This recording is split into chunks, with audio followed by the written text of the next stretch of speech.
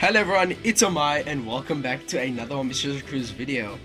Today we got the data download for Treasure Map versus Baby Yamato, and for the Sugo-Fest there is a bit of bad news that I will discuss. So in the last video I discussed these units in depth, so I'm not going to go through them again, so go to that video if you want to see what these units do.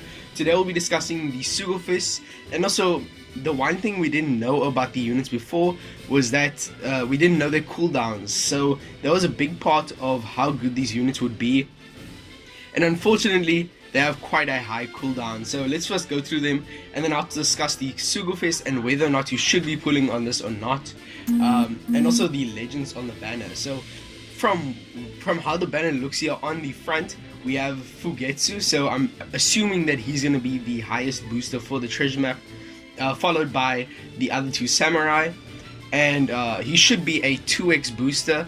The boosts have been heavily reduced lately, so I don't know how high of a booster he will be, but he should be the highest booster, followed by the other two samurai. Obviously the new Gear 5 and Momonosuke will be 1.4x boosters as usual. This Sugo-Fest will debut on the 11th of August at 1900 PST, so that is towards the end of the Bliss battle. Part 2 will debut one day later on the 12th, and then finally Part 3 on the 13th. As for the cooldowns of these units, so before we talk about the Sugo-Fest, let's discuss their cooldowns. So Fugetsu is the one I was most hyped about because his special is so good to give you 2 turns of cooldown, wave clear, and also give you a 3-turn 3.25x chain lock.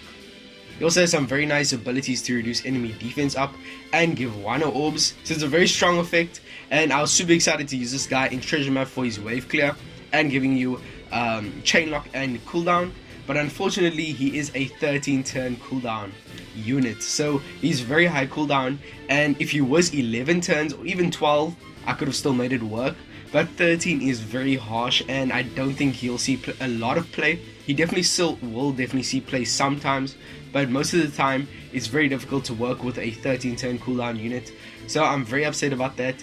The other two samurai are actually a bit lower at 12 turns, so that's very nice. You can still use these guys for 3 Wano orbs and also their wave clear. Besides that, these units are really good. The cooldown, I'm a bit sad about that, but it's not really much of a big deal.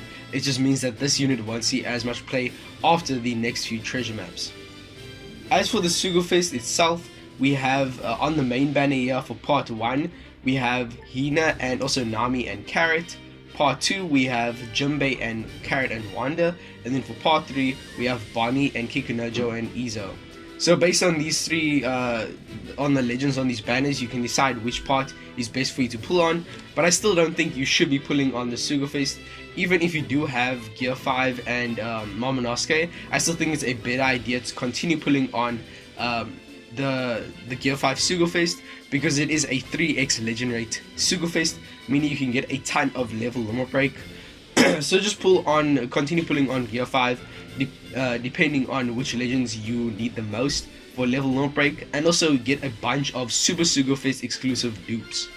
So I don't recommend pulling on the treasure map Sugo-Fest, but if you do, I do recommend doing only 3 multis, no more, no less. We don't have the exact legend list of which legends are on each part, but we only know that Jinbei and Carrot and Wanda are going to be on the banner because of they are shown here on the recommended banner.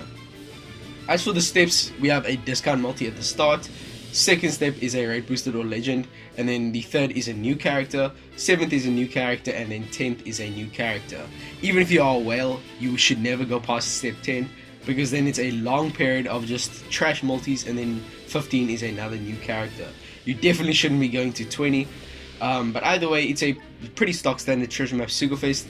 There's just a few things I wanted to clarify. You shouldn't be pulling on here, you should still continue pulling on Gear 5, and also the cooldowns are a bit of a letdown, and also the treasure map Sugo-Fest will begin on the 11th of August at 1900 PST. So that's all I wanted to say for this video. Hope you guys enjoyed. If you have any questions about the treasure map, ask them down below. We should get the information for the treasure map in a few days. We actually have people who have data mined the treasure map gimmicks. Unfortunately, we don't have the types of the mini bosses, which makes it a bit difficult to team build and make ideal teams. So that might be delayed a teeny bit.